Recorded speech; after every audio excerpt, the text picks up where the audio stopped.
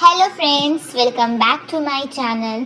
तो आज के इस वीडियो में हम लोग बात करेंगे BEGC 109 ब्रिटिश रोमांटिक लिटरेचर का सारे और ब्लॉक के वो बहुत ही अच्छे से इजीली उसकी समरी अच्छे से आप लोगों को समझाएंगे, जो आपके एग्ज़ाम पर्सपेक्टिव से बहुत ज़्यादा इम्पोर्टेंस है। तो चलिए टाइम वेस्ट किए बगैर हम लोग वीडियो को स्टार्ट करते हैं। फर्स्ट ब्लॉक है हम लोगों का ब्रिटिश रोमांटिक लिटरेचर, ठीक है। यूनिट 1 में है the romantic as and introduction. तो मैं रोमांटिक एज को स्किप कर देती हूँ, इसको लास्ट में मैं बता दूँगी। यूनिट 2 से स्टार्ट करते हैं। George Crabbe the village book 1, ठीक है। तो द विलेज 1783 जॉर्ज क्रेब की फेमस पोयम है। इसमें क्रेब ने गांव की ज़िंदगी का रियलिस्टिक और हार्श पिक्चर दिखाया है। उस समय कई पोर्ट्स गांव को बहुत सुंदर, पीसफुल और हैप्पी प्लेस बताते थे, लेकिन क्रेब ने कहा कि विलेज लाइफ में पॉवर्टी, हंगर, इलनेस और सफरिंग भी होती है। बुक 1 का मेन थीम है the miseries of rural life, गांव की ज़िंदगी की तकलीफ़ें, ठीक है। पोएम की शुरुआत में क्रेब उन पोइट्स को क्रिटिसाइज़ करता है जो विलेजेस को एक पैराडाइज की तरह दिखाते हैं। वो कहता है, मैं गांव की सच्चाई बताऊंगा, ना कि काल्पनिक और रोमांटिक पिक्चर। उसके अकॉर्डिंग विलेज में रहने वाले लोग हमेशा खुश नहीं होते, उनकी लाइफ में बहुत स्ट्रगल्स होते हैं।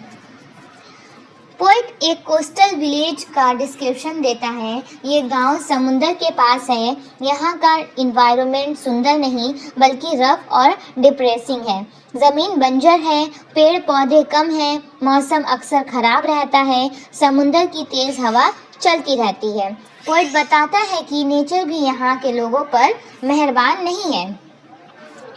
अब पोइट गांव के गरीब लोगों की लाइफ दिखाता है। यहाँ के फार्मर्स और लेबरर्स सुबह से शाम तक मेहनत करते हैं, लेकिन इतनी मेहनत के बाद भी उन्हें अच्छा खाना नहीं मिलता, उनके पास पैसे नहीं होते, उनके घर छोटे और ख़राब होते हैं। पोइट कहता है कि विलेज लाइफ उतनी रोमांटिक नहीं जितनी लोग समझते हैं, उनकी मेहनत का रिवॉर्ड बहुत कम है। पोयम में पॉवर्टी एक इम्पॉर्टेंट थीम है। पोइट बताता है कि कई फैमिलीज आधा पेट खाना खाती है, पुराने कपड़े पहनती है, बेहतर लाइफ का सपना भी नहीं देख सकती। बच्चे भी गरीबी में बड़े होते हैं, कभी कभी पूरी फैमिली को भूख सहनी पड़ती है। The village women. Poet village women की प्रॉब्लम्स भी बताता है। गांव की औरतें घर का काम करती हैं, बच्चों की देखभाल करती हैं, कभी कभी बाहर का काम भी करती हैं, लेकिन फिर भी उनकी लाइफ में कंफर्ट नहीं होता। गरीबी और मेहनत उनकी हेल्थ को ख़राब कर देती है। ये सब गांव के साइड जो बुराइयां हैं उनको बताया जा रहा है। सारे पोइट एक एक करके हर एक हिस्से को बता रहे हैं कि जो गांव के लोग फेस करते हैं, जो गांव में हकीकत में होता है। और ये पोइट मतलब हकीकत को बताना चाहते हैं, और सारे पोइट गांव की सिर्फ रोमांटिक नेचर को और उसकी मतलब ऐसे ऐसे तारीफ करते हैं कि गांव बहुत खूबसूरत है, लेकिन हकीकत इससे कुछ बरअक्स है, उल्टा है, जो ये पोइट जो हैं जॉर्ज क्रेब इसको बताने की कोशिश कर रहे हैं, ठीक है। पोइट ओल्ड विलेजर्स की लाइफ को भी दिखाता है। जब लोग बूढ़े हो जाते हैं, उनकी बॉडी वीक हो जाती है, काम करना मुश्किल हो जाता है, कोई प्रॉपर सपोर्ट नहीं मिलता, उनकी ओल्ड एज दुखद और लोनली हो जाती है, ठीक है। बुक 1 का सबसे इमोशनल पार्ट पुअर हाउस का डिस्क्रिप्शन है। पुअर हाउस एक ऐसी जगह है जहां गरीब और हेल्पलेस लोग रखे जाते हैं। पोइट उस जगह को बहुत डिप्रेसिंग बताता है। वहाँ बीमार लोग होते हैं, बूढ़े लोग होते हैं, अनाथ बच्चे होते हैं, सब लोग दुखी और निराश नज़र आते हैं। ये सीन दिखाता है कि सोसाइटी गरीबों की सही तरह से मदद नहीं रखती, ठीक है, मदद नहीं करती।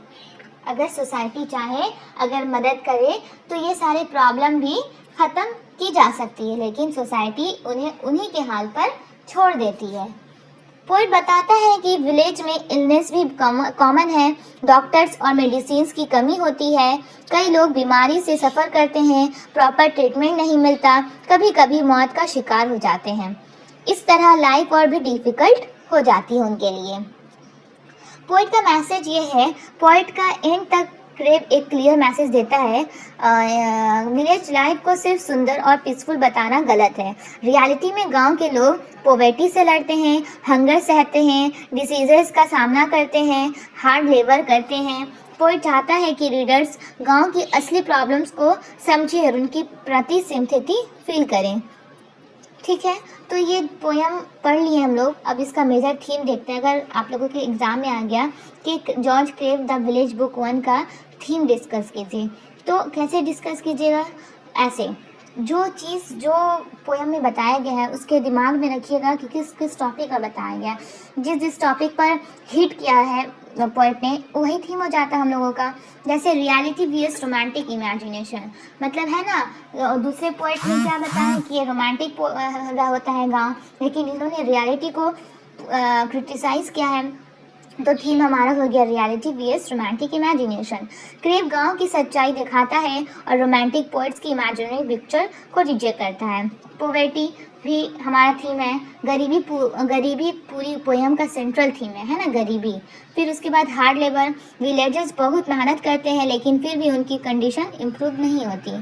4 नंबर सोशल इनजस्टिस, सोसाइटी गरीब लोगों के साथ न्याय नहीं करती।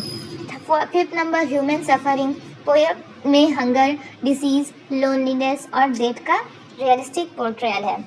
ठीक है, तो ये हमारी पोयम ख़त्म हुई। आइए यूनिट 3 विलियम ब्लेक का द टाइगर, द लैम्प और द चिमनी स्वीपर को एक एक करके इजी वे में डिस्कस करते हैं ताकि आप लोगों को समझ में आ जाए। तो अगर आप लोगों को कोई भी प्रॉब्लम हो रही है तो कमेंट करके ज़रूर बताएं। और मेरे थोड़े पुराने और वीडियो में जाकर थोड़ा देखिए, ज़्यादा नहीं, 6-7 वीडियोस के पहले देखिए। मैंने इस बुक का और भी दो तीन टॉपिक उसमें अच्छे से और भी एक्सप्लेन करके बताया है, तो आप उसको अलग से भी जाकर देख सकते हैं अगर ज़्यादा इजी और डीप वे में समझना है तो। ठीक है, तो कमेंट करके ज़रूर बताइएगा आप लोगों को मेरी वीडियो से हेल्प हो रही है या नहीं हो रही है, ताकि मैं और इम्प्रूवमेंट कर सकूं आप लोगों के लिए हेल्प करने के लिए। ठीक है, नेक्स्ट हम लोगों का पोयम है विलियम ब्लेक का द लैम्प।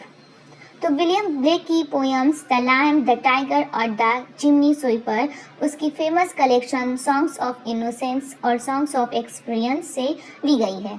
ब्लेक इनोसेंस, मासूमियत और एक्सपीरियंस जीवन की कठोर सच्चाई का कॉन्ट्रास्ट को दिखाता है। ठीक है, द लैम्प पोयम में एक छोटा बच्चा एक लैम्प मेमना से बात करता है। बच्चा पूछता है, लिटिल लैम्प हु मेड दी, यानी तुम्हें किसने बनाया? फिर बच्चा खुद ही जवाब देता है कि जिसने लैम्प को बनाया है उसने ही इंसान को भी बनाया है। वो क्रिएटर जीसस क्राइस्ट है। वो क्रिएटर कौन है जिसे बनाया है? जीसस क्राइस्ट है, जिसे बाइबल में लैम्प ऑफ गॉड भी कहा जाता है। पोयम में लैम्प इनोसेंस, प्योरिटी, जेंटलनेस और डिवाइन लव का सिंबल है। ठीक है, थीम्स क्या है इसका? Innocence, childhood, God and creation, divine love. The lamp celebrates innocence, purity and God's loving creation. ठीक है, नेक्स्ट है हम लोगों का poem the tiger, William Blake का। पोइट एक टाइगर को देखकर हैरान हो जाता है। वो पूछता है, टाइगर टाइगर बर्निंग ब्राइट। पोइट सोचता है कि इतना पावरफुल, डेंजरस और ब्यूटीफुल क्रिएचर किसने बनाया होगा? टाइगर की आंखों में फायर जैसी एनर्जी है। पोइट रिपीटेडली क्वेश्चंस करता है, किस क्रिएटर ने टाइगर को बनाया है? क्या वही क्रिएटर जिसने लैम्प को बनाया था उसने टाइगर को भी बनाया है? पोयम का आंसर डायरेक्टली नहीं दिया गया, ब्लेक रीडर्स को सोचने पर मजबूर करता है कि दुनिया में इनोसेंस और इविल दोनों क्यों एग्जिस्ट करते हैं। ठीक है, सिंबलिज्म में इसका tiger is equal to power, energy, fear, experience, and lamb equal to innocence, purity and gentleness. The tiger का थीम है creation, good and evil, mystery of God, experience. The tiger explores the mystery of creation and the coexistence of beauty and terror in the world. Difference between the lamb and the tiger. The lamb में innocence के symbol को दिखाया गया है और the tiger में experience को। The lamb में जेंटलनेस है तो द टाइगर में पावर एंड फेयर है। लैम में पीस है, सिंपल फेथ है, सॉफ्ट इमेजिनरी है तो द टाइगर में एनर्जी एंड वायलेंस है, डाउट एंड क्वेश्चन है, फायरी इमेजिनरी है। ठीक है, तो अब हम लोगों का नेक्स्ट है poem the chimney sweeper. Blake ने इस टाइटल से 2 पोएम्स लिखी है, एक सॉन्ग्स ऑफ इनोसेंस में और एक सॉन्ग्स ऑफ एक्सपीरियंस में। The chimney sweeper songs of innocence का है ये।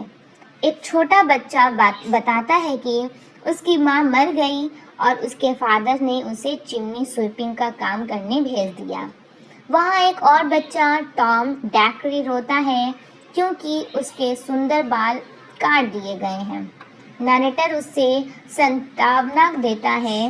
रात को टॉम सपना देखता है बहुत से चिमनी स्वीपर्स अंधेरे कॉफिन्स में बंद हैं। एक एंजल आता है, एंजल कॉफिन्स खोल देता है, बच्चे खुशी से खेलते हैं और आज़ाद हो जाते हैं। एंजल कहता है कि अगर वो अपना ड्यूटी ऑनेस्टली करें तो गॉड उनका ख्याल रखेगा। सुबह बच्चे फिर काम पर चले जाते हैं। थीम है इस पोयम का। पोयम दिखाती है कि बच्चे इनोसेंस के कारण सफरिंग के बीच भी होप रखते हैं। The poem portraits the suffering of child labours but also their hope and faith in divine salvation. तो the chimney sweeper songs of experience से हम लोग पढ़ते हैं। इस वर्जन में टोन ज़्यादा बिटर और क्रिटिकल है। पोइट एक छोटे चिमनी स्वीपर को देखता है। बच्चा बताता है कि उसके पेरेंट्स चर्च गए हैं। पेरेंट्स और सोसाइटी रिलीजियस होने का दिखावा करते हैं लेकिन अपने बच्चों को सफरिंग में छोड़ देते हैं। पोइट चर्च और सोसाइटी की हाइपोक्रेसी को एक्सपोज करता है। ठीक है, तो शॉर्ट्स में हम लोग नोट्स के तौर पर याद रखते हैं the lamp, the tiger, the chimney sweeper का। द लैम्प में क्या है? Symbol of innocence and purity, creation is god, Christ celebrates divine love. The tiger में symbol of power and experience, questions the mystery of creation, explores good and evil. The chimney sweeper में depicts child labour and suffering, innocence version show hope, experience version criticise society and religion. ठीक है, अब हम लोग next poem देखेंगे। Block 2 के तरफ बढ़ते हैं। William Wordsworth, unit 1, ode on intimations of immortality from recollection of early childhood. ठीक है, तो वर्ड्सवर्थ रोमांटिक एज के सबसे इम्पॉर्टेंट पोइट हैं। उनकी पोइट्री में नेचर, चाइल्डहुड, इमेजिनेशन और स्पिरिचुअलिटी बहुत इम्पॉर्टेंट थीम्स है। Ode intimations of immortality from recollection of early childhood. Poem में वर्ड्सवर्थ अपने बचपन को याद करता है। वो कहता है कि जब वो बच्चा था तब उसे नेचर में एक डिवाइन और हेवनली ब्यूटी नज़र आती थी। हर चीज़ मैजिकल लगती थी, लेकिन जैसे जैसे वो बड़ा हुआ उसे लगने लगा कि वो स्पेशल फीलिंग धीरे धीरे कम हो गई है। पोएट दुखी होकर कहता है बचपन में जो हेवनली विज़न थी अब वैसी महसूस नहीं होती। फिर पोएट सोचता है कि ऐसा क्यों हुआ।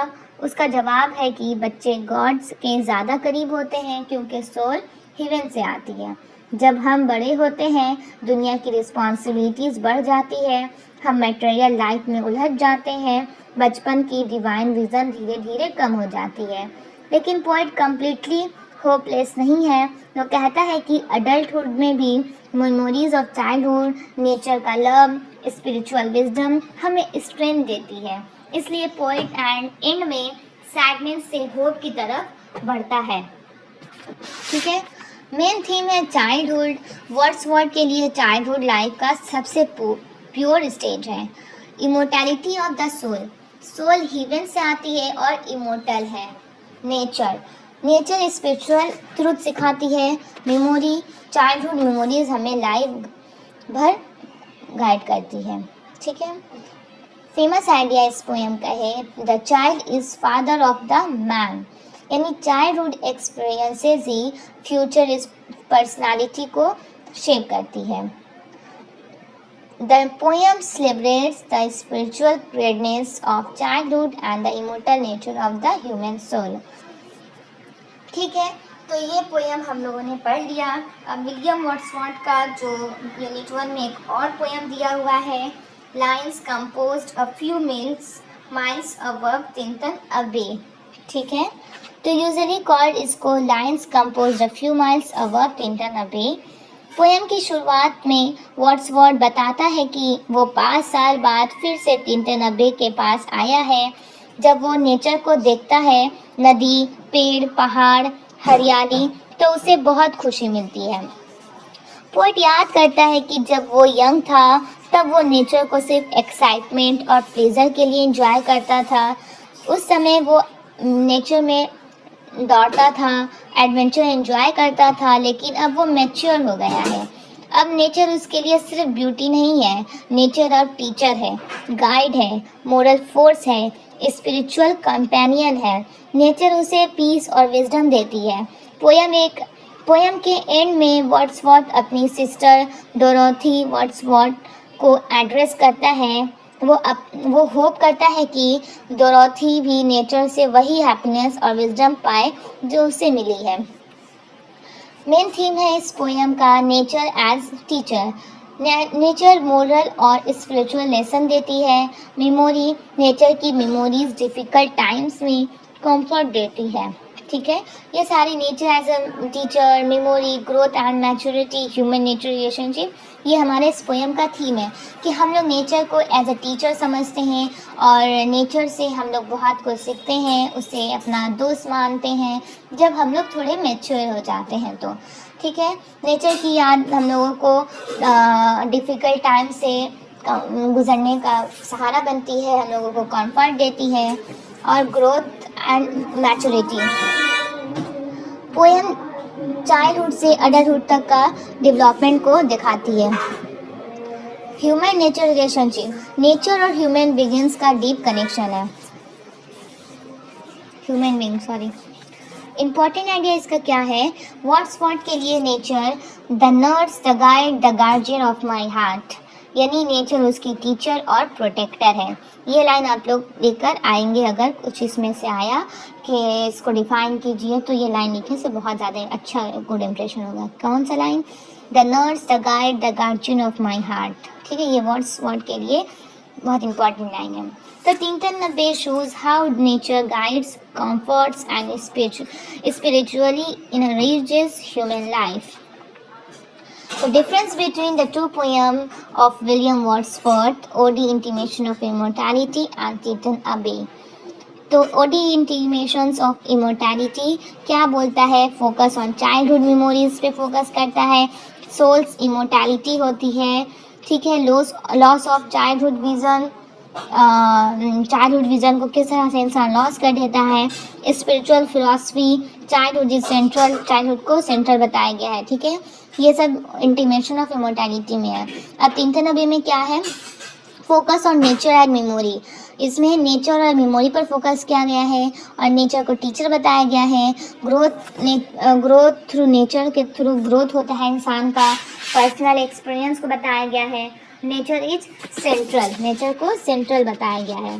ठीक है, टिंटन अबे में नेचर को सेंट्रल बताया गया है और ओडी में चाइल्डहुड को सेंट्रल बताया गया है। ठीक है, ऐसे अगर कंपैरिजन याद रखिएगा तो आप लोग बहुत ही अच्छे से इससे जो भी क्वेश्चन आएगा इजीली लिख सकते हो। ठीक है, नेक्स्ट ब्लॉक 2 का यूनिट 2 में है Samuel Taylor Coleridge, the rime of the ancient mariner. ठीक है, बैलाड, ट्रेडिशंस एंड समरी। ये रोमांटिक एज की सबसे फेमस पोएम्स में से एक है। इस पोएम में एडवेंचर, सुपरनैचुरल इवेंट्स, गिल्ट, पाप का एहसास, पनिशमेंट और रिडेम्पशन, मुक्ति दिखाया गया है। ठीक है, बलाड सबसे पहले जानते हैं कि बलाड ट्रेडिशन क्या है। बलाड एक नैरेटिव पोएम, कहानी वाली कविता होती है जो पहले गाने के रूप में सुनाई जाती थी। बलाड की फीचर्स क्या है? स्टोरी बताती है, डायलॉग का यूज़ होता है, सिंपल लैंग्वेज होती है, रिपीटेशन होता है, सुपरनैचुरल एलिमेंट्स हो सकते हैं, फास्ट मूविंग नैरेटिव होती है। The rime of the ancient mariner एक लिटरली बलाड है क्योंकि इसमें ये सारी क्वालिटीज़ मिलती है। स्टोरी स्टार्ट करते हैं the rime of the ancient mariner की बाय सैमुअल टेलर कॉलेरिज। ठीक है, तो पोएम की शुरुआत में एक बूढ़ा सेलर एंशिएंट मैरिनर एक वेडिंग गेस्ट को रोक लेता है। वेडिंग गेस्ट शादी में जा रहा होता है। मैरिनर के चेहरे और आंखों में कुछ ऐसा होता है कि वेडिंग गेस्ट उसकी बात सुनने पर मजबूर हो जाता है। फिर मैरिनर अपनी कहानी सुनाना शुरू करता है। कहानी स्टार्ट करता है, वो बोलता है, एक शिप समुद्र में सफ़र कर रही होती है। शुरू में सब ठीक होता है, लेकिन अचानक बहुत बड़ा स्टॉर्म आता है और शिप को साउथ पोल की तरफ ले जाता है। वहाँ हर तरफ बर्फ़ ही बर्फ़ होती है। क्रू डर जाता है। तब एक बड़ा सफ़ेद पक्षी एल्बाट्रॉस आता है। उसके आने के बाद हवा चलने लगती है। शिप बर्फ़ से बाहर आ जाती है। क्रू समझता है कि ये बर्ड गुड लक लेकर आया है। सब उसे प्यार करते हैं। अचानक बिना किसी वजह के मैरिनर अपने क्रॉसबो से एल्बाट्रॉस को मार देता है। ये उसकी सबसे बड़ी गलती होती है।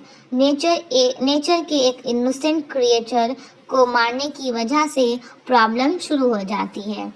बर्ड के मरने के बाद हवा रुक जाती है। शिप समुद्र में फंस जाती है। बहुत गर्मी हो जाती है। पानी हर तरफ होता है लेकिन पीने लायक नहीं। फेमस लाइन है इसका, water water everywhere not any drop to drink. Crew को बहुत प्यास लगती है। सब मैरिनर को दोष देते हैं कि उसने नेचर की एक खूबसूरत और मासूम क्रिएटर को मार दिया, जिसके वजह से हमें ये पनिशमेंट मिला है। एल्बाट्रॉस पनिशमेंट के रूप में क्रू मरे हुए एल्बाट्रॉस को मैरिनर के गले में लटका देता है। ये उसके पाप का सिंबल बन जाता है। ठीक है, एक दिन दूर से एक अजीब घोर शिप नज़र आती है। उस शिप पर दो सुपरनैचुरल कैरेक्टर्स होते हैं, डेट, लाइफ इन डेट। दोनों डाइस खेलते हैं। लाइफ इन डेट मैरिनर को जीत लेती है। उसके बाद शिप के सारे सेलर्स एक एक करके मर जाते हैं। सिर्फ मैरिनर जिंदा बचता है। अब वो अकेला रह जाता है। डेड बॉडीज उसके पास पड़ी रहती है। ये उसके लिए सबसे बड़ा मेंटल टॉर्चर होता है। ठीक है, एक रात मैरिनर समुद्र में सुंदर वाटर स्नेक्स देखता है। पहली बार वो उन्हें प्यार और एप्रिसिएशन से देखता है। उसके दिल में नेचर के लिए रिस्पेक्ट पैदा होता है। वो अननोइंगली दुआ करता है। जैसी ही वो प्रे करता है, एल्बाट्रॉस उसके गले से गिर जाता है। उसका पाप माफ होना शुरू हो जाता है। आखिर में शिप अपने देश के पास पहुंच जाती है। मैरिनर बच जाता है, लेकिन उसके एक पनिशमेंट मिलती है। उसे ज़िंदगी भर लोगों को अपनी कहानी सुनानी पड़ेगी, ताकि लोग नेचर और गॉड्स क्रिएशन की रिस्पेक्ट करना सीखें। क्राइम एंड पनिशमेंट, इसलिए वो उसे रोककर कहानी सुना रहा था। तो इस कहानी का थीम क्या है? Crime and punishment. एल्बाट्रॉस को मरने के बाद मैरिनर पनिशमेंट भोगता है।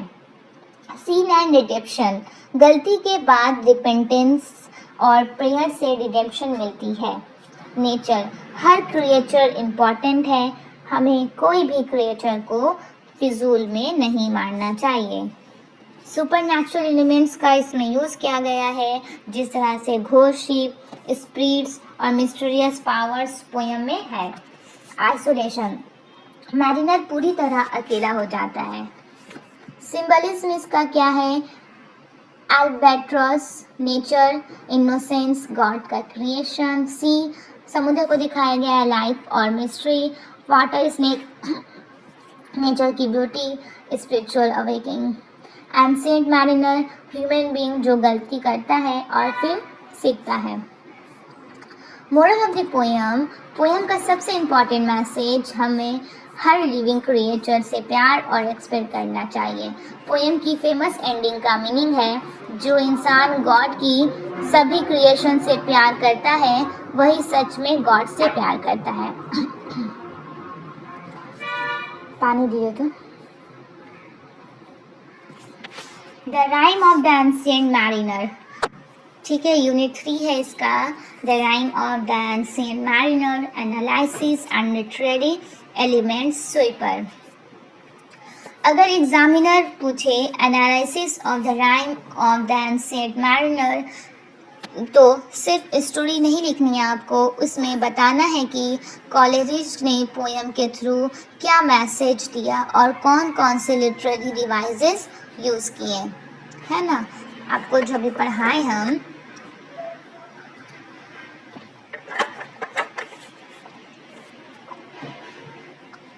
एक मिनट, ठीक है। तो क्या बताए थे? एनालिसिस और लिटरेरी एलिमेंट्स, जो rhyme of the ancient mariner, ठीक है। तो पोयम का मेन आइडिया है, मैरिनर बिना किसी रीज़न के अल्बाट्रॉस को मार देता है। ये नेचर और गॉड्स क्रिएशन के खिलाफ एक पाप है, इसलिए उसे पनिशमेंट मिलती है। शिप फंस जाती है, क्रू मर जाता है, वो अकेला रह जाता है, हर गलत काम के रिजल्ट भुगतना पड़ता है। फिर सेकंड नंबर में है रिपेंटेंस, पछतावा होता है उसको, फिर उसको मुक्ति भी मिल जाती है इससे। शुरू में मैरिनर को अपनी गलती का एहसास नहीं होता, लेकिन जब वो बहुत सफरिंग देखता है तब उसे अपनी मिस्टेक समझ आती है। जब वो वाटर स्नेक्स की ब्यूटी को अप्रिशिएट करता है और गॉड से प्रे करता है, तब उसकी रिडेम्पशन शुरू होती है। सच्चा पछतावा इंसान को सुधार सकता है। नेचर का इम्पोर्टेंस, कॉलेरिज दिखाता है कि नेचर की हर क्रिएशन वैल्यूबल है। अल्बाट्रॉस एक ऑर्डिनरी बर्ड नहीं है, वो नेचर और गॉड्स क्रिएशन का सिंबल है। उसको मारने का मतलब नेचर के रूल्स तोड़ना है। नेचर का रिस्पेक्ट करना चाहिए। आइसोलेशन, अकेलापन, पोयम में मैरिनर पूरी तरह अकेला हो जाता है, सारे सेलर्स मर जाते हैं। अकेलापन उसकी पनिशमेंट का सबसे पेनफुल पार्ट है, ये उसके इनर सफरिंग को दिखाता है। सुपरनैचुरल एलिमेंट्स, पोयम में कई सुपरनैचुरल चीज़ें हैं, ghost ship, spirits, death, life in death. ये पोयम को मिस्टीरियस और मैजिकल बनाती है, इसी वजह से पोयम रोमांटिक लिटरेचर की फेमस सुपरनैचुरल पोयम मानी जाती है। तो ये था हम लोगों का एनालिसिस, ठीक है। अब हम लोग लिटरेरी एलिमेंट्स पढ़ेंगे। क्या है इसमें लिटरेरी एलिमेंट्स, क्या यूज़ किया गया है? बैलाड, ये एक बैलाड है। फीचर्स क्यों है? बैलाड है, स्टोरी फॉर्म में है, डायलॉग है, रिपीटेशन है, एडवेंचर है, सुपरनैचुरल इवेंट्स है, ठीक है। सेकंड में सिम्बोलिज्म का यूज किया गया है, जैसे अल्बाट्रॉस नेचर का सिंबल है, इनोसेंस का सिंबल है, गॉड्स क्रिएशन का सिंबल है। वाटर इसमें है, लाइफ का सिंबल है, लेकिन आयरनी ये है कि मैरिनर मैरिनर पानी के बीच में होते हुए भी प्यासा रहता है। वाटर स्नेक्स नेचर की ब्यूटी और स्पिरिचुअल अवेकिंग का सिंबल है। एंशिएंट मैरिनर हर इंसान का सिंबल है जो गलती करता है और फिर सीखता है। इमेजिनरी, कॉलेरिज वर्ड्स के थ्रू स्ट्रॉन्ग पिक्चर्स क्रिएट करता है, जैसे आइसबर्ग, स्टॉर्म, डेड सेलर्स को शिप रीडर को लगता है जैसे वो सीन खुद देख रहा हो। सुपरनैचुरलिज्म, पोयम सुपरनैचुरल इवेंट से भरी हुई है, ये रोमांटिक पोएट्री की इम्पॉर्टेंट कैरेक्टरिस्टिक है। आयरनी, सबसे famous irony, water water everywhere not any drop to drink, हर तरफ पानी है फिर भी पीने लायक पानी नहीं है। पर्सोनिफिकेशन, नेचर और सुपरनैचुरल पावर्स को ह्यूमन क्वालिटीज़ दी गई है, जैसे dead, life in dead characters की तरह एक्ट करते हैं। मतलब पर्सोनिफिकेशन मतलब जो चीज़ बेजान होती है, जिसमें जान नहीं होती है। अगर पोएट पोयम में उसे इस तरह से देखा है जैसे वो एक खुद इंसान हो और जान हो और वो एक्ट कर रही हो, तो उसे हम लोग पर्सोनिफिकेशन कहते हैं। ठीक है, तो डेट और लाइफ एंड डेट को पर्सोनिफाई किया गया है इस पोयम में, कैरेक्टर की तरह शो किया गया है। Important themes for exam: sin and punishment, repetition and redemption, nature worship, isolation, supernaturalism, spiritual growth. इतनी अच्छे से मैंने आपको समझाया, मुझे उम्मीद है कि आप लोग को ये याद हो गया होगा सुनते सुनते। ठीक है, नेक्स्ट डॉक्टर का unit 4, Robert Southey, after Blenheim, analysis and literary elements. ठीक है, पोयम का बेसिक आइडिया: आफ्टर ब्लेहिम एक एंटी वार पोयम है। पोयम में एक बूढ़ा आदमी ओल्ड कास्पार अपने 2 ग्रैंड चिल्ड्रन पेटर किंग और वेलहिम माइन को बैटल ऑफ ब्लेहिम के बारे में बताता है। बच्चे खेत में एक स्कल खोपड़ी पाते हैं। ओल्ड कास्पार बताता है कि ये उस फेमस बैटल के दौरान मरे हुए किसी सोल्जर की खोपड़ी हो सकती है। जब बच्चे पूछते हैं कि वार क्यों हुई थी और उसका क्या फ़ायदा हुआ, तो ओल्ड कास्पर कोई क्लियर आंसर नहीं दे पाता। वो बस बार बार कहता है but was a famous victory, but it was a famous victory. Poet इसी रिपीटेशन के थ्रू वार की क्रिटिसिज्म करता है। मतलब वॉर क्या है?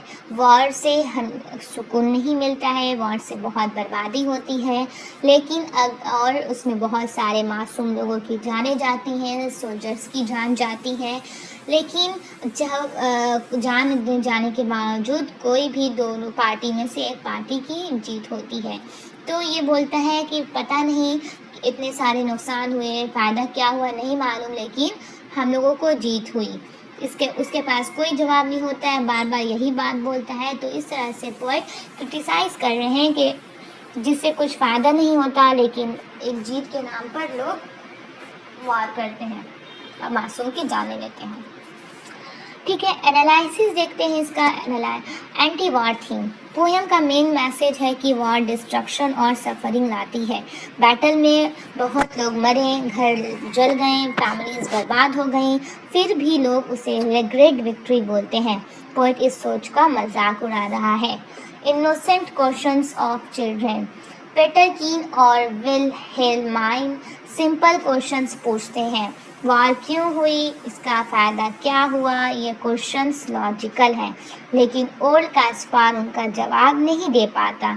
इससे दिखाया गया है कि कई वार्स का कोई मीनिंगफुल जस्टिफिकेशन नहीं होता। आयरनी। पोएम में सबसे इम्पॉर्टेंट लिटरेरी डिवाइस आयरनी है। ओल्ड कास्पार कहता है it was a famous victory, लेकिन उसकी कहानी में सिर्फ डेथ, डिस्ट्रक्शन, सफरिंग दिखाई देती है। यही आयरनी है। Criticism of blind patriotism. Poet उन लोगों को क्रिटिसाइज करता है जो वॉर को ब्लाइंडली सेलिब्रेट करते हैं। कास्पर खुद नहीं समझता कि विक्ट्री का फ़ायदा क्या था, लेकिन फिर भी उसे ग्रेट बोलता रहता है। Human cost of war. Poem soldiers की ग्लोरी नहीं दिखाती, पोएम कॉमन पीपल की सफरिंग दिखाती है। विलेजर्स, चिल्ड्रेन, फैमिलीज, यही पोएम का इमोशनल सेंटर है। लिटरेरी एलिमेंट्स, आयरनी यूज़ की गई है, मतलब मोस्ट इम्पॉर्टेंट डिवाइस है। वॉर को फेमस विक्ट्री कहा गया है, जबकि रिजल्ट से ट्रेजेडी है। रिपीटेशन, रिपीटेड लाइन है, but it was a victory, it was a famous victory.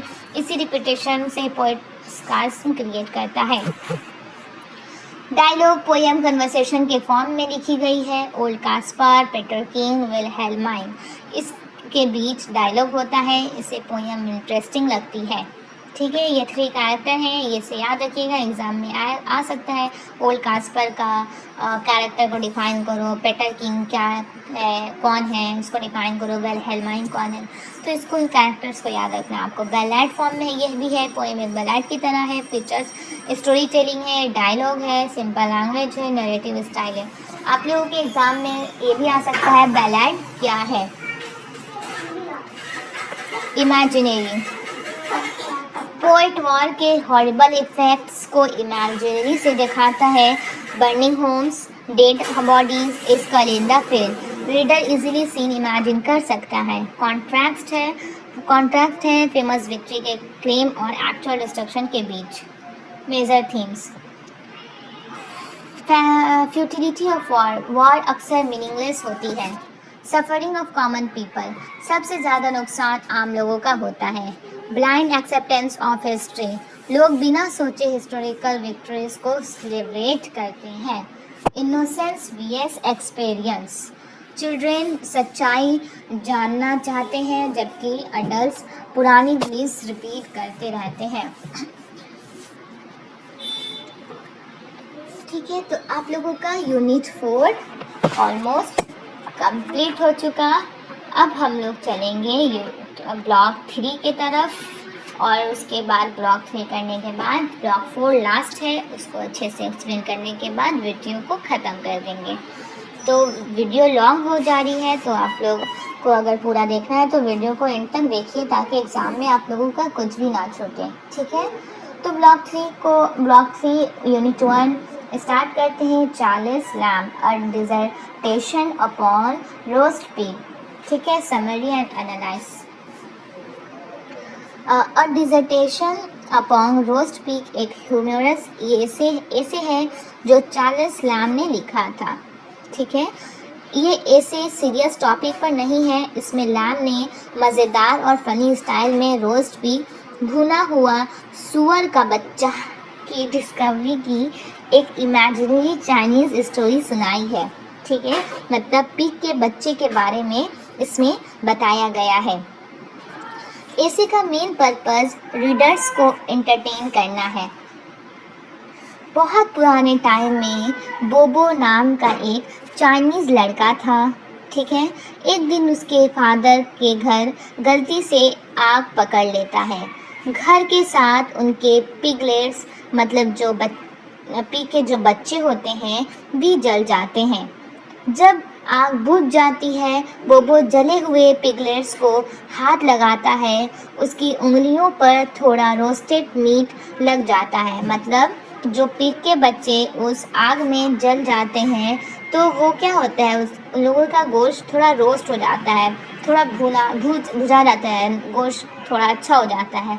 तो थोड़ा रोस्ट मीट लग जाता है, वो उंगली चटा है और उसे बहुत टेस्टी टेस्ट महसूस होता है। तो वो उस पर उंगली लगाकर अपने हाथ मुंह में चाटता है तो उसको उसका टेस्ट बहुत ही ज़्यादा टेस्टी लगता है। उसे पहली बार रोस्ट पिग का स्वाद चखा था। फिर वो रोस्टेड पिग खाने लगता है और उसे बहुत मज़ा आता है। बाद में उसका फादर भी टेस्ट करता है और उसे भी पसंद आता है। ठीक है, दोनों सीक्रेटली रोस्ट पिग खाने लगते हैं, लेकिन रोस्ट पिग पाने के लिए वो जानबूझकर घरों में आग लगाने लगते हैं ताकि पिग्स रोस्ट हो जाए। जल्द ही दूसरे लोगों को भी रोस्ट पिग का टेस्ट पता चल जाता है। सब लोग रोस्ट पिग के दीवाने हो जाते हैं और कई लोग अपने घर जलाने लगते हैं। आखिरकार लोग समझ जाते हैं कि पूरा घर जलाने की ज़रूरत नहीं है, पिग को अलग से रोस्ट करके भी खाया जा सकता है। इस तरह रोस्ट पिग बनाने की कला शुरू होती है। ठीक है, तो ये स्टोरी थी। ये ह्यूमर एक मज़ेदार स्टोरी है। ये ऐसे पूरी तरह ह्यूमर से भरा हुआ है, मज़ा से भरा हुआ है। लैम्ब एक सिंपल फूड आइटम की डिस्कवरी को इतनी सीरियस और स्कूलरी स्टाइल में बताता है कि वो फ़नी लगता है ना, फ़नी है ना, थोड़ा सटायर यूज़ किया गया है इसमें। इसे इनडायरेक्टली ह्यूमन ग्रीड और फुलिशनेस पर सटायर करता है। लोग रोस्ट पिग के टेस्ट के लिए पूरा घर जला देते हैं। ये इंसान की इरेशनल बिहेवियर को दिखाता है। इमेजिनेशन, स्टोरी हिस्टोरिकल फैक्ट नहीं है, ये लैम्ब की इमेजिनेशन का रिजल्ट है। उसने एक ऑर्डिनरी टॉपिक को इंटरेस्टिंग और इंटरटेनिंग बना दिया है। ठीक है, ह्यूमन नेचर इसे दिखाता है कि जब इंसान का कोई न्यू प्लेजर मिलता है तो वो उसके लिए कुछ भी करने को तैयार हो जाता है। मॉक सीरियसनेस, लैम्ब, ठीक है, लिटरेरी एलिमेंट्स इसमें क्या यूज़ किया गया है, humour, irony, hyperbole, satire, narrative style. Themes क्या है इसका, human curiosity, pleasure and desire, human freshness, humour in everyday life. ठीक है, अब यूनिट 2 पढ़ते हैं, Lord Byron roll on the deep. ठीक है, एंड डार्क ब्लू ओशियन। तो सिंपल समरी है इसका। इस पोयम में बायरन समुंदर ओशंस की ग्रेटनेस और पावर की तारीफ करता है। पोएट कहता है roll on the deep and dark blue ocean roll, यानी ओ गहरे और नीले समुंदर तुम हमेशा ऐसे ही बहते रहो। बायरन नेचर की पावर को ह्यूमन पावर से ज़्यादा इम्पोर्टेंट बताता है। एम्पायर्स आते हैं और चले जाते हैं, किंग्स मर जाते हैं, सिविलाइजेशन ख़त्म हो जाती है, लेकिन समुंदर वही रहता है। पोएट को ओशियन की फ्रीडम और स्ट्रेंथ बहुत पसंद है। उसके लिए ओशियन इटर्नल, अमर और अनकंकरेबल है। एनालिसिस नेचर्स पावर, ओशियन की पावर इंसान से ज़्यादा है। Human power is temporary, Kings और एम्पायर्स ख़त्म हो जाते हैं। फ्रीडम, ओशियन कंप्लीट फ्रीडम का सिंबल है। सबलैंड नेचर, रोमांटिक पोएट्स की तरह बायरन नेचर की वेस्टनेस और ग्रैंडियर को सेलिब्रेट करता है। लिटरेरी एलिमेंट्स, इसका पर्सनिफिकेशन, ओशन को एक लिविंग बीइंग की तरह ट्रीट किया गया है। एब्स्ट्रैक्ट पोएट डायरेक्टली ओशन को एड्रेस करता है। Imaginary deep dark blue ocean की पावरफुल इमेज क्रिएट होती है। Symbol is ocean equal to freedom, eternity, power. The poem celebrates the eternal power and freedom of the ocean over human achievements. ठीक है, तो ये poem आप लोगों को उम्मीद है समझ में आया होगा। Roll on the deep and dark blue ocean by Lord Byron. अब उसका एक और पोएम है George the third from the vision of judgment. ये poem British king George III की डेट और उसके जजमेंट पर बेस्ड एक सैटिरिकल पोएम है। बायरन ने इस पोएम को एक दूसरी poem vision of judgment by Robert Southey का मजाक उड़ाने के लिए लिखा था। स्टोरी में जॉर्ज III स्वर्ग के गेट पर पहुंचता है, वहां उसका जजमेंट होना है। बायरन किंग को आइडियल हीरो की तरह नहीं दिखाता, वो उसकी वीकनेसेस और मिस्टेक्स को भी दिखाता है। पोएम में हेवन और जजमेंट का सीन ह्यूमरस और सैटिरिकल स्टाइल में प्रेजेंट किया गया है। ठीक है, एनालिसिस क्या है? Satire on politics. Byron rules और पॉलिटिशियंस की क्रिटिसिज्म करता है। Criticism of hero worship, poet blindly Kings की प्रेज करने के अगेंस्ट है। Humour and irony, entire poem humour और आयरनी से भरी हुई है। इंडिविजुअल फ्रीडम, बायरन ऑथोरिटी और ब्लाइंड ओबीडियंस को चैलेंज करता है। लिटरेरी एलिमेंट्स क्या यूज़ किया गया है? सटायर, सबसे इम्पॉर्टेंट लिटरेरी डिवाइस है। Irony, humour, parody. ठीक है, इम्पॉर्टेंट थीम्स देखते हैं। Roll on the deep and dark blue ocean का, nature's power, freedom, performance of nature, permanence of nature, human insignificance. और जॉर्ज द थर्ड का political satire, criticism of monarchy, irony, freedom of thought. ठीक है, उम्मीद है आप लोगों को ये समझ में आया होगा। चलिए अब नेक्स्ट टॉपिक की तरफ चलते हैं। Unit 3 Shelley ode to the west wind. मैं जल्दी पढ़ा के ख़त्म करना चाह रही हूँ। मैं भी नहीं चाहती हूँ वीडियो लॉन्ग बने, लेकिन ये BGC 109 में बहुत ज़्यादा सिलेबस है, इसलिए थोड़ा वक्त लग रहा है। ठीक है, लेकिन मैं अच्छे से पढ़ा रही हूँ ताकि आप लोगों को समझ में आ जाए, भले टाइम लगे लेकिन समझ में आ जाए। ठीक है, ode to the west wind to a skylark. Shelley west wind पश्चिम हवा को देखकर उसकी पावर से बहुत इम्प्रेस होता है। पोएट कहता है कि वेस्ट विंड नेचर की पावरफुल फोर्स है। ये हवा सूखे पत्तों को उड़ा देती है, बादलों को ले जाती है, समुंदर को हिला देती है। वेस्ट विंड एक साथ डिस्ट्रॉयर, विनाशक और प्रिजर्व राक्षस है। ये पुरानी चीज़ों को ख़त्म करती है और नई ज़िंदगी के लिए जगह बनाती है। पोएट चाहता है कि वेस्ट विंड उसके थॉट्स और आइडियाज़ को भी दुनिया में फैला दे। वो प्रार्थना करता है, मुझे भी अपनी तरह पावरफुल बना दो। पोएम के एंड में शेली होप का मैसेज देता है, if winter comes can spring be far behind. यानी अगर बुरा वक्त आया है तो अच्छा वक्त भी ज़रूर आएगा। मेन थीम से power of nature. West wind nature की इमेंस पावर का सिंबल है। चेंज एंड रिवोल्यूशन, पुरानी चीज़ों को तोड़कर नई शुरुआत करना, होप एंड रिन्यूअल, हर डार्कनेस के बाद लाइट आती है, पोएट एज प्रॉफिट, पोएट अपने आइडियाज सोसाइटी तक पहुंचाना चाहता है। Literally elements, apostrophe, personification, symbolism, imaginary. ठीक है, अब एक मिनट, ठीक है, तो ode to the west wind हम लोग पढ़ चुके हैं पीबी शेली का। अब पढ़ेंगे टू अ स्काईलैर्क। पोएट आसमान में एक स्काईलैर्क चिड़िया को गाते हुए सुनता है। स्काईलैर्क इतनी ऊंचाई पर उड़ रही है कि दिखाई नहीं देती, सिर्फ उसकी आवाज़ सुनाई देती है। शेली उसके गीत से बहुत प्रभावित हो जाता है। पोएट कहता है कि स्काईलैर्क ऑर्डिनरी बर्ड नहीं लगती, वो एक हेवनली स्पिरिट जैसी लगती है। बर्ड का सॉन्ग इतना प्योर और जॉयफुल है कि ह्यूमन बींग्स उसकी बराबरी नहीं कर सकते। पोएट कंपेयर करता है ह्यूमंस के पास हैप्पीनेस के साथ सैडनेस भी होती है, लेकिन स्काईलैर्क का सॉन्ग सिर्फ प्योर जॉय से भरा हुआ लगता है। पोएट चाहता है कि वो स्काईलैर्क का सीक्रेट जान सके। अगर उसे उसका सीक्रेट मिल जाए तो वो भी ऐसी पोएट्री लिख सके जो पूरी दुनिया को इंस्पायर कर दे। ठीक है, तो मेन थीम्स है इसका joy and happiness. Skylark pure happiness का सिंबल है। नेचर एंड ब्यूटी, नेचर की ब्यूटी और परफेक्शन को सेलिब्रेशन, इमेजिनेशन और ह्यूमन लिमिटेशन। ठीक है, literary elements, simile, metaphor, imaginary, symbolism. Difference between there are two poems of Shelley, ode to the west wind and to a skylark. Ode to the west wind क्या है? Focus on power. इसमें skylark में focus on joy. इसमें symbol of change है, इसमें symbol of happiness है। Revolutionary spirit है, इसमें पॉलिटिकल इंस्पायरेशन है। होप थ्रू चेंज है, जॉय थ्रू सॉन्ग है। इसमें टू स्काईलैर्क में म्यूजिकल नेचर है और ode to the west wind में स्टॉर्मी नेचर है।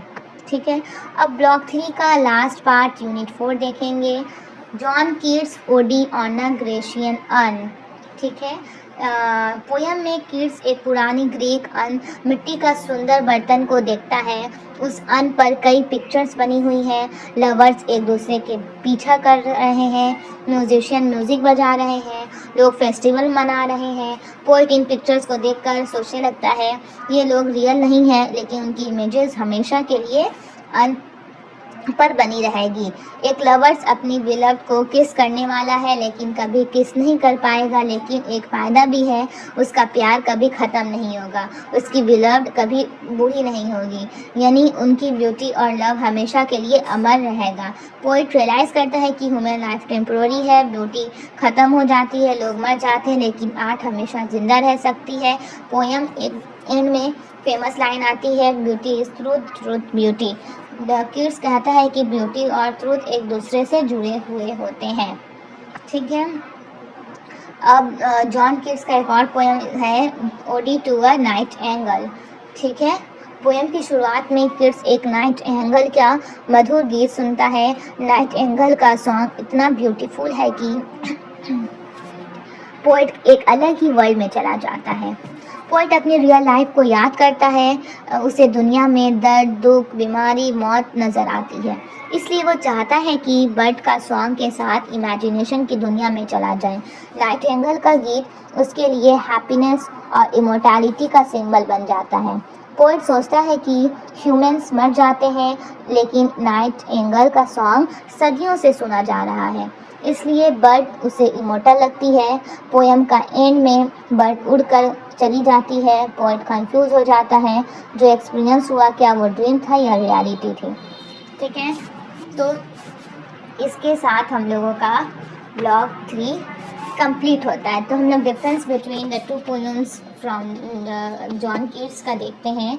OD on a Grecian urn, art is central है इसमें। अर्न सिम्बलाइजेज इमॉर्टैलिटी है, focus on visual beauty, permanent art, beauty through art. Ode to a nightingale में nature is central, nightingale symbolises immortality, focus on musical beauty, eternal song, beauty through nature.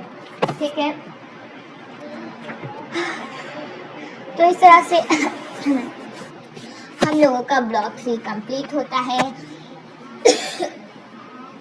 तो इस book का block 4 last है जो हम लोग अब discuss करेंगे। इसके साथ हम लोग का ये पूरा एक बुक 1 घंटे में शायद कंप्लीट हो जाएगा। ठीक है, मतलब 49 मिनट्स हो चुके हैं और थोड़ा सा में ये ख़त्म हो जाएगा। मतलब इतना मोटा बुक आप लोगों को इतना इजीली तरीके से हमने समझा दिए। अगर अच्छे से इसको सुनकर जाइएगा आप तो बहुत ही अच्छा एग्ज़ाम में आप लोगों का मार्क्स आएगा। तो ये मैंने अभी पूरे बुक ओवरऑल आपको समझा दिया। इसको तो आपको सुनना ही सुनना है और हो सके तो मैं रात तक या एग्ज़ाम से कल एग्ज़ाम है ना आप लोगों का, उससे पहले पहले इम्पॉर्टेंट क्वेश्चन आंसर का वीडियो भी अपलोड कर दूंगी, उसको भी देख लीजिएगा। लेकिन ये वीडियो को भी आपको देखना है, अगर कहीं से भी कुछ भी आए तो आप लोग करके जा पाओ। ठीक है, तो ब्लॉक 4 बहुत ही ज़्यादा इंपॉर्टेंट है, इससे क्वेश्चन आते ही आते हैं। तो स्टार्ट करते हैं हम लोग वीडियो को। Mary Shelley Frankenstein. ठीक है, फ्रैंकेस्टीन एक गॉथिक और साइंस फिक्शन नॉवेल है जो मैरी शेली ने लिखा था। नॉवेल का फुल टाइटल है फ्रैंकेस्टीन और द मॉडर्न प्रोमीथियस। ये नॉवेल साइंस, एम्बिशन, रिस्पॉन्सिबिलिटी और ह्यूमन नेचर के बारे में है। विक्टर फ्रैंकेस्टीन का सपना। स्टोरी का हीरो विक्टर फ्रैंकेस्टीन एक इंटेलिजेंट साइंस स्टूडेंट है।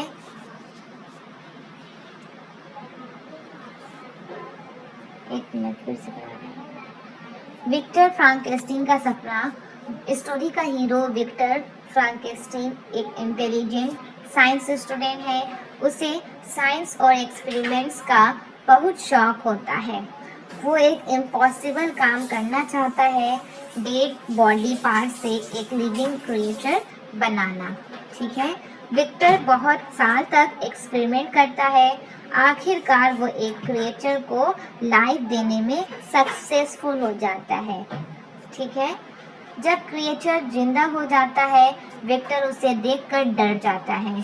क्रिएचर बहुत बड़ा और अगली दिखता है। विक्टर उसे छोड़कर भाग जाता है। यही विक्टर की सबसे बड़ी गलती होती है। उसने क्रिएचर को क्रिएट तो किया लेकिन उसकी रिस्पॉन्सिबिलिटी नहीं दी। क्रिएचर शुरू में इनोसेंट और काइंड होता है। वो लोगों से फ्रेंडशिप करना चाहता है लेकिन लोग उसकी अगली अपीयरेंस देखकर उसे डरते हैं और रिजेक्ट कर देते हैं। हर जगह उसे नफरत मिलती है, दर्द मिलता है, अकेलापन मिलता है। धीरे धीरे वो एंग्री और रिवेंजफुल बन जाता है। क्रिएचर विक्टर से नफरत करने लगता है। वो विक्टर के क्लोज लोगों को मारने शुरू कर देता है। सबसे पहले विक्टर के छोटे भाई विलियम फ्रैंकेस्टीन की डेथ होती है। ठीक है, बाद में और भी लोग मर जाते हैं। विक्टर गिल्ट और सौरों में डूब जाता है। क्रिएचर विक्टर से कहता है मेरे लिए एक फीमेल कैंपेनियन बना दो। उसका कहना है कि अगर उसके पास कोई साथी होगा तो वो ह्यूमंस को तंग नहीं करेगा। विक्टर पहले मान जाता है लेकिन बाद में डर जाता है कि कहीं दोनों क्रिएचर्स मिलकर और प्रॉब्लम्स ना क्रिएट कर दें। इसलिए वो फीमेल क्रिएचर को डिस्ट्रॉय कर देता है। क्रिएचर गुस्सा में विक्टर की फियांस एलिजाबेथ लाविनाजा को मार देता है। क्यों मारता है? क्योंकि जो वो क्रिएचर बनाया था वो उससे डिमांड करता है कि अगर तुम मेरे लिए कैंपेनियन फीमेल क्रिएचर बना दो ताकि हम लोग दोनों साथ में अपना रहें, ताकि मैं ह्यूमंस को परेशान नहीं करूँगा। तो बाद में ये विक्टर सोचता है कि अगर मैं क्रिएचर बना देता हूँ फीमेल तो ये दोनों मिलकर परेशान ना करें और इससे अपनी नस्ल को बढ़ा ना लें, इससे और भी ज़्यादा नुकसान ना पहुँचा लोगों को। तो वो जब आधा बना ही लिया रहता है, बस उसमें जान डालने रहता है, तब तक वो उसको क्या करता है, डिस्ट्रॉय बर्बाद कर देता है। तो ये जब देखता है क्रिएचर तो बहुत ज़्यादा गुस्सा हो जाता है। तो जो विक्टर की जो फियांसेस होती है एलिजाबेथ, उसको मार देता है गुस्से में आकर। विक्टर रिवेंज लेने के लिए क्रिएचर का पीछा करता है। दोनों विक्टर जो है क्रिएचर का पीछा करता है, दोनों एट्रिक रीजन तक पहुंच जाते हैं। आखिर में विक्टर थकान और सफरिंग की वजह से मर जाता है विक्टर। ठीक है, क्रिएचर विक्टर की डेड बॉडी के पास आता है और अपना दुख एक्सप्रेस करता है। उसे भी अपनी लाइफ पर रिग्रेट होता है। फिर वो चला जाता है और स्टोरी ख़त्म हो जाती है। ठीक है, मतलब लास्ट में विक्टर थकान की वजह से मर जाता है। तो उसने विक्टर ने जो क्रिएचर बनाया था उसके बॉडी के पास वो क्रिएचर जाता है अपनी, अब मतलब जितना भी हो तो उसका मास्टर था ना, उसने ही उसको बनाया था, तो अपना जाकर उससे दुख सुनाता है, उसको बताता है। इस तरह से मेजर थीम है इसका dangers of uncontrolled ambition. Victor God की तरह लाइफ क्रिएट करना चाहता था, उसकी एक्सेसिव एम्बिशन ही ट्रेजेडी का रीज़न बनती है। तो आप लोगों को उम्मीद है ये अगर स्टोरी समझ में आया होगा। तो अब हम मेजर थीम बता रहे हैं, अगर एग्जाम में इसका थीम्स पूछ ले तो आप लोगों को क्या लिखना है। तो डेंजर्स ऑफ अनकंट्रोल एम्बिशंस मतलब विक्टर गॉड की तरह लाइफ क्रिएट करना चाहता था, है ना विक्टर, उसकी एक्सेसिव एम्बिशन ही ट्रेजेडी का रीज़न बनती है। रिस्पॉन्सिबिलिटी, नॉवेल का सबसे इम्पॉर्टेंट लेसन है क्रिएटर को अपनी क्रिएशन की रिस्पॉन्सिबिलिटी लेनी चाहिए। विक्टर इस ड्यूटी में फेल हो जाता है। आइसोलेशन, विक्टर और क्रिएटर दोनों लोनली हो जाते हैं, अकेलापन ट्रेजेडी और बढ़ा देता है। अपीयरेंस वीएस रियलिटी, क्रिएचर बाहर से अगली है लेकिन शुरू में उसका दिल अच्छा था, लोग सिर्फ उसकी अपीयरेंस देखकर जज करते हैं। Science and ethics, novel warning देता है कि साइंस का मोरालिटी और रिस्पॉन्सिबिलिटी के साथ उसे करना चाहिए। गॉथिक एलिमेंट्स नॉवेल में मिलते हैं, mystery, horror, dark setting, fair, supernatural atmosphere, इसलिए ये गॉथिक नॉवेल माना जाता है। लिटरेरी एलिमेंट्स यूज़ किया गया है। सिंबलिज्म क्या है, creature, light and fire, nature, frame, narrative. Character analysis देखते हैं। विक्टर फ्रैंकेनस्टीन इंटेलिजेंट है, एम्बिशियस है, क्यूरियस है, रिस्पॉन्सिबल है। The creature initially kind and innocent होता है, लेटर एंग्री एंड रिवेंजफुल हो जाता है, सोसाइटी की रिजेक्शन का विक्टिम है। तो फ्रैंकेनस्टीन is a tragic story about a scientist whose uncontrolled ambition and failure of responsibility lead to destruction and suffering। तो उम्मीद है आप लोगों को ये सारे ब्लॉग जो मैंने पढ़ाए हैं अच्छे से समझ में आ गए हों। ये पूरा बुक मैंने आप लोगों को पढ़ा दिया, एक एक यूनिट लेकर हर एक ब्लॉग एक एक यूनिट से अच्छे से डीपली एक्सप्लेन कर दिया है। अगर फिर भी आप लोगों को नहीं समझ में आया हो, कोई और वीडियो की डिमांड हो, तो आप प्लीज़ कमेंट करके बताएं क्या चाहिए, क्या नहीं समझ में आया, ताकि मैं आपके कमेंट के जवाब दूं, आपके क्वेश्चंस को, आपकी प्रॉब्लम को दूर करूं। और आप लोग प्लीज़ कमेंट कर बताएं आप मेरी वीडियो कहाँ कहाँ से देखते हैं और आप लोगों का कैसा एग्ज़ाम जाता है। मुझे बहुत इंतज़ार रहता है आप लोगों का एग्ज़ाम कैसा गया, क्योंकि मैं बहुत मेहनत से वीडियो बनाती हूँ आप लोगों के लिए। मेरे पास बिल्कुल टाइम नहीं है, सिर्फ आप लोगों के लिए ये काम करती हूँ। मुझे इससे कोई भी तरह का कोई फ़ायदा नहीं होता है, लेकिन सिर्फ आप लोगों की हेल्प करती हूँ, आप लोगों की हेल्प होती है, इससे मुझे ये फ़ायदा होता है कि मुझे खुशी मिलती है। तो इसी तरह से मैं आप लोगों की हेल्प करती रहूँगी, आप लोग कमेंट करके बताते रहिएगा, ठीक है। आप लोग best of luck for your exam. मिलते हैं नेक्स्ट वीडियो में। हो सके तो मैं रात तक आप लोगों के लिए most important question answer share कर दूँ। Bye bye guys.